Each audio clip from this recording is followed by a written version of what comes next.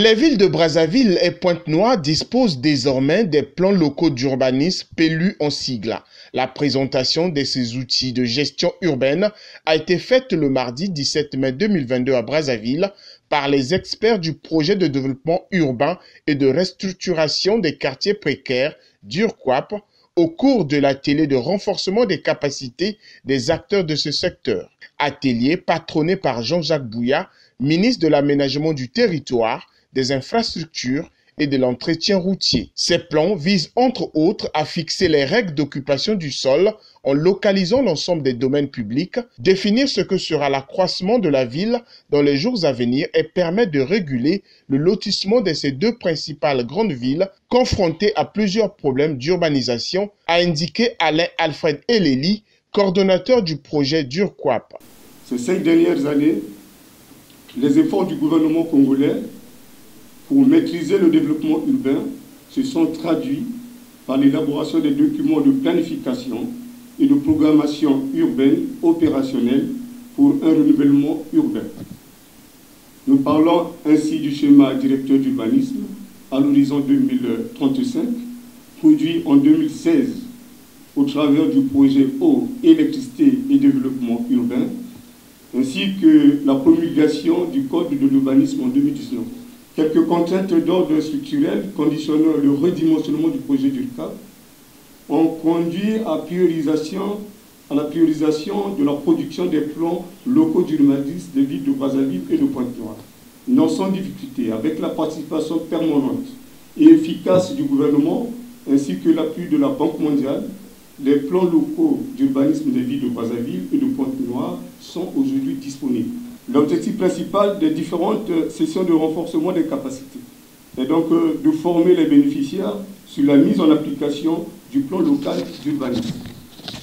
La formation sera donc axée sur les enjeux et orientations stratégiques du plan local d'urbanisme, les contraintes, cadres réglementaires et principes d'aménagement, le zoning et règlement du plan local d'urbanisme, la mise en œuvre du plan local d'urbanisme. Ces outils qui offrent un nouveau cadre législatif vont permettre de maîtriser le développement des grandes villes du Congo, a précisé le ministre de l'Aménagement du Territoire, des Infrastructures et de l'Entretien routier, Jean-Jacques Bouya, dans son allocution d'ouverture.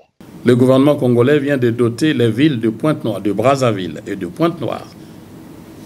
Pointe-Noire, Brazzaville, y compris Kintélé, qui bénéficient de la proximité, effectivement, des documents d'urbanisme opérationnel et réglementaire.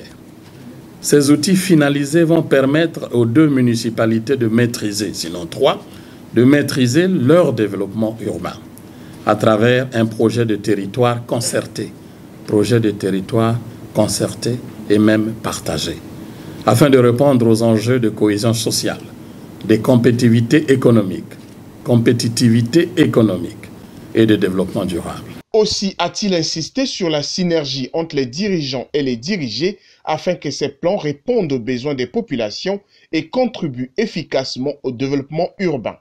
Ces plans ne seront impactants que si, ceci est très important, ces plans ne seront impactants que si une synergie sans complaisance s'instaure entre les dirigeants, les dirigés, dans une sorte de complicité agissante, avec en prime l'application de la législation nationale et locale. J'insiste là-dessus. Sinon, c'est peine perdue. Le projet d'URQUAP est un projet du gouvernement de la République du Congo, financé et mis en œuvre conjointement avec la Banque mondiale. Il a pour but d'améliorer l'accès aux infrastructures de base pour les populations vivant dans les quartiers précaires ciblés à Brazzaville et à Pointe-Noire et de renforcer les capacités du gouvernement et des municipalités en matière de restructuration urbaine. Quelques membres du gouvernement ont rehaussé de leur présence cet atelier, à savoir Pierre Mabiala, Olga Ghislaine Ingrid Ebuka Babakas et Arlette Soudan Nono, respectivement ministre d'État, ministre des Affaires foncières et du domaine public, ministre de l'économie, du plan, de la statistique et de l'intégration régionale et ministre de l'Environnement et du bassin du Congo.